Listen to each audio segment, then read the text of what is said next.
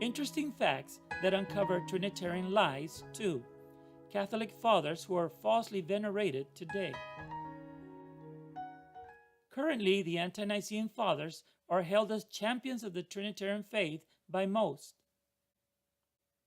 Those who teach on these Catholic fathers usually portray them as heroes of the church. Is this the truth? These men were Greek philosophers who loved Plato, the Stoics, and especially Philo of Alexandria.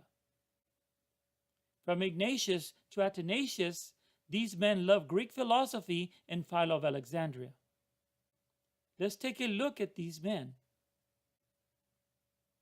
Clement of Alexandria wrote that philosophy is not then the product of vice, since it makes men virtuous. It follows then that it is the work of God. Clement considered himself a Gnostic and quoted Philo of Alexandria 300 times. Hippolytus was the first anti-pope in history. He was angry at Pope Zephyrinus and later Pope Calixtus for not accepting the Trinitarian view.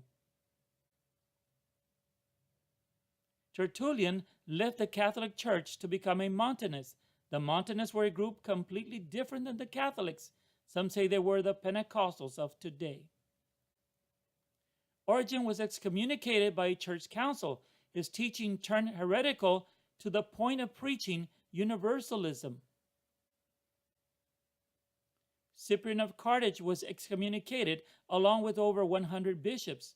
Pope Stephen I excommunicated the group of African bishops because they were forcing Christians to be rebaptized in the Trinity formula instead of simply in the name of Christ.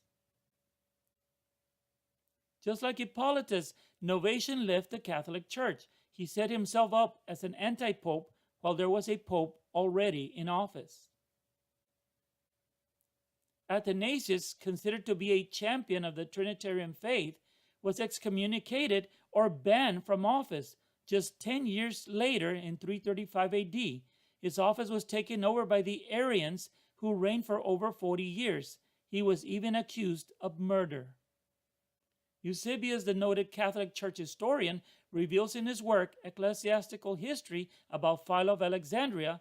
This author, who was copious in language, comprehensive in thought, sublime and elevated in the views of the sacred scriptures.